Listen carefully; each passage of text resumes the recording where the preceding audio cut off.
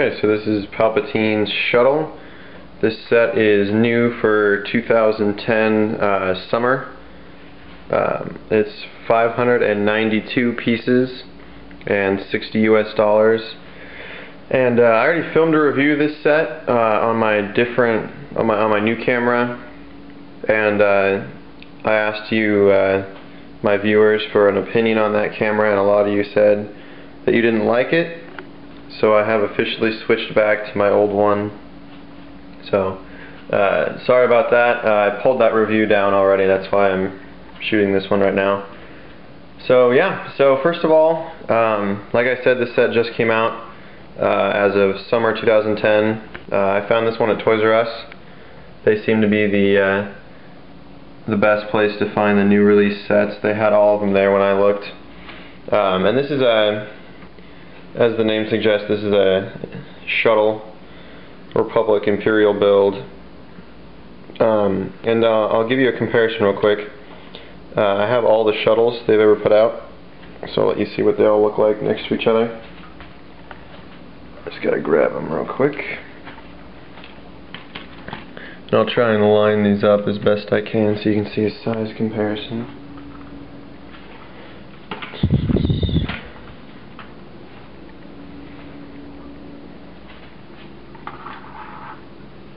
There we go.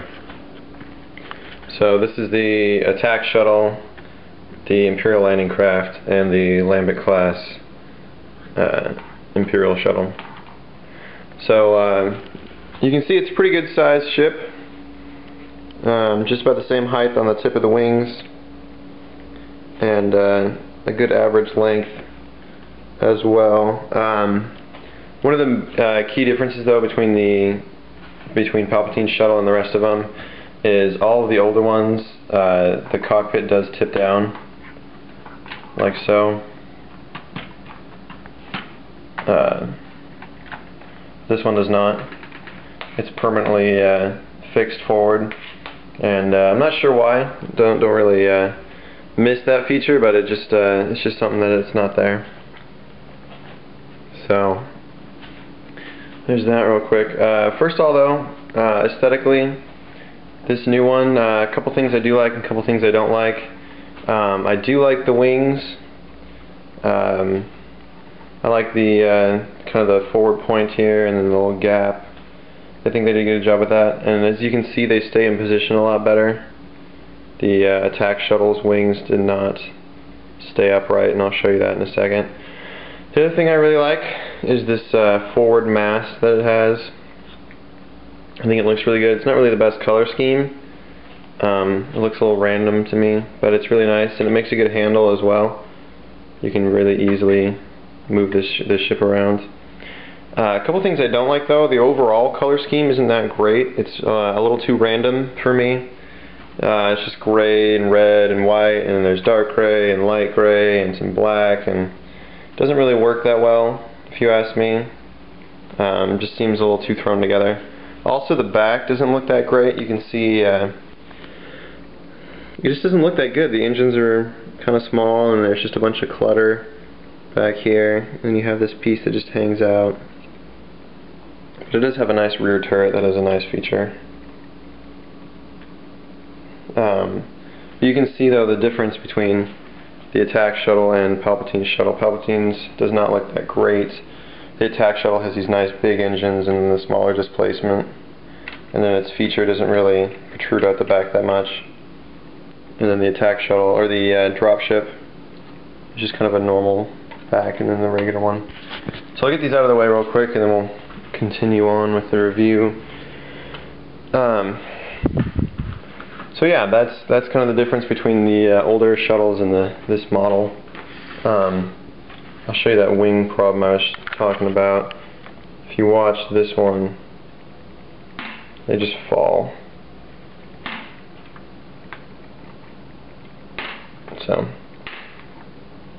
not really that easy to pose, but the difference here, try and get these a little more side by side. That's kind of the visual difference. I really do like these wings, the design on this one, but I think this one pulls it off better because it goes more to a point instead of just being a squared off end on that. Also, I think this has a better side, more of a one solid engine look, and this is just kind of smoothed off. The other thing that I really don't like about the new Palpatine Shuttle is there are very few guns on it. It only has the 2 forward-facing cannons on either side, and they're very small. They don't really look like they should be there. They're kind of just awkwardly placed. And it just has the rear turret.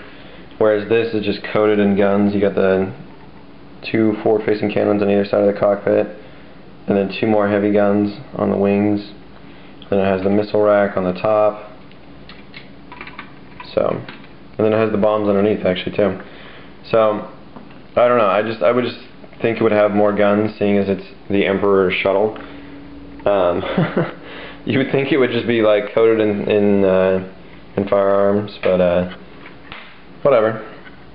So onto the minifigures real quick. Here in the cockpit, we have our first, and this is a clone pilot. I guess he's just about a stormtrooper. There's the inside real quick. You can see just seating for one. But the little trays on either side of that seat right there, you could easily put some weapons in there and have a ton of space. But here's this guy, and he has a very interesting face. I'm not really sure why he has that head. I'll show you. Kind of interested to know why he looks like that. I'll give you a comparison real quick as to why, or as to the difference. Here he is with Jag, and then the original Revenge of the Sith pilot.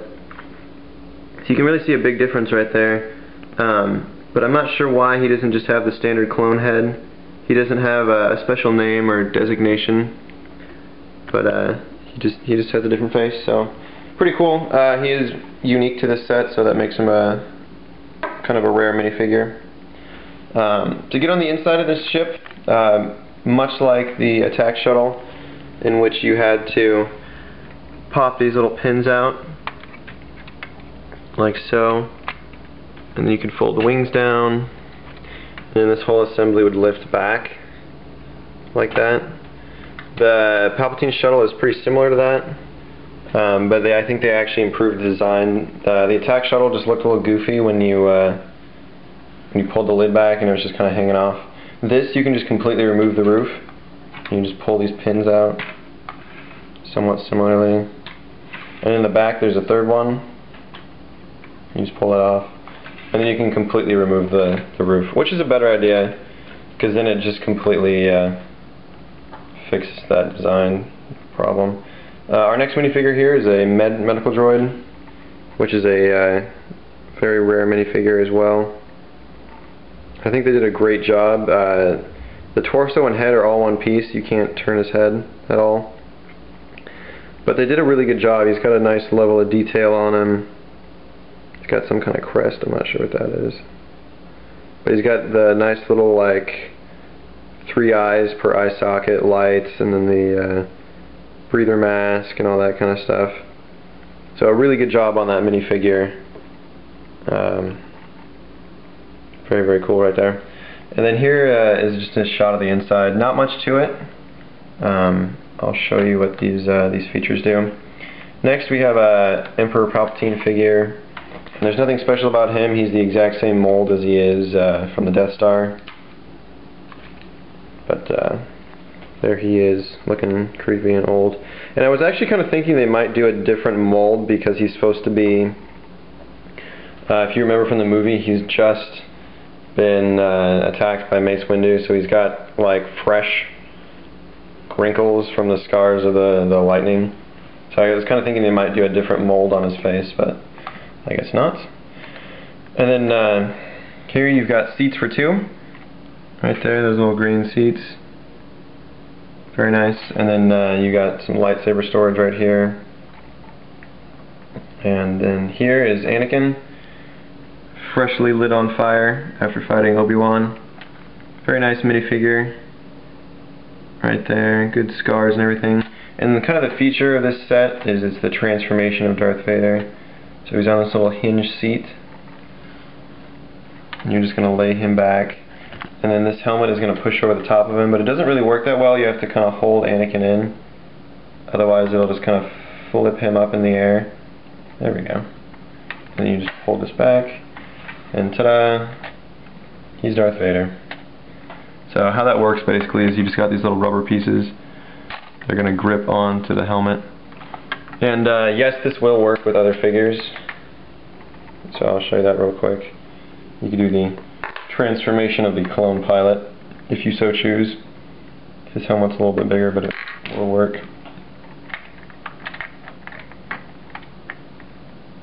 If I can get him to sit on there. Sit on there, thank you. These little rubber pieces work pretty well. Oh my gosh, this helmet is really, really wide. Get on there. Stay. There we go. See? So you can get it to work. Oh, it didn't let go. There we go. So you can get it to work with pretty much anything. That was a question somebody had on the first review. But, so there's that. Should you buy this set? Kind of up to you. It's pretty good value, $60 for just about 600 pieces, which is decent value in my mind. It should be about 10 pieces $1.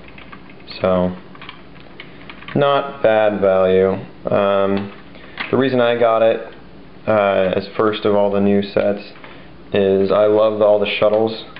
I'm a big sucker for all the shuttles, so as you can see I do already have them all. So that's basically why I got this one first. The next set I'm going to get either is going to be the AT-AT because I have the original, or the Slave One. Maybe Grievous's fighter, not really sure, but definitely going to get all those eventually. The Turbo Tank is going to be the last set I get, just because it doesn't look that great. I've seen some reviews of it already, I've seen it in stores. It doesn't look that great compared to the original. I will get it eventually so you guys can see the difference, but it's going to be later this year, maybe even Christmas before I get it. Also because I'm saving for the Ultimate Collector's Imperial Shuttle, which is like $260, so I definitely need to save for that. The last feature on this set real quick, on the bottom you got some landing gear, and then the landing gear actually works very, very well. It's basically just these hinges that hold forward. You can see it lays flat, and that's for landing gear is away, and then you just push it back forward. But it does a really good job. It's not fragile. It holds the weight easily, as you can see. It doesn't tip really that well. Very wide stance. So I'm going to tip these down all the way and push these up. So a good looking set. Not the best looking, but still a good looking set. I would definitely get it. I think it's a good addition to anything. Not really an army enhancing set. Doesn't really offer any enhancements as far as like this is the next fighter, this is the next transport, but a good collection edition. So yes to buying this. You can find this pretty much anywhere. Like I said, Toys R Us probably the best place to find it. Everything else is going to be a little scarce on I don't know what you call it, availability. So there is that. Sorry about the camera from the first review. I am going to stick with this one from now on. New reviews coming soon. I'm not made of money, so I do have to save up a little bit. I have bills and things to pay, so more sets to come though. So please keep watching, and thank you for tuning in.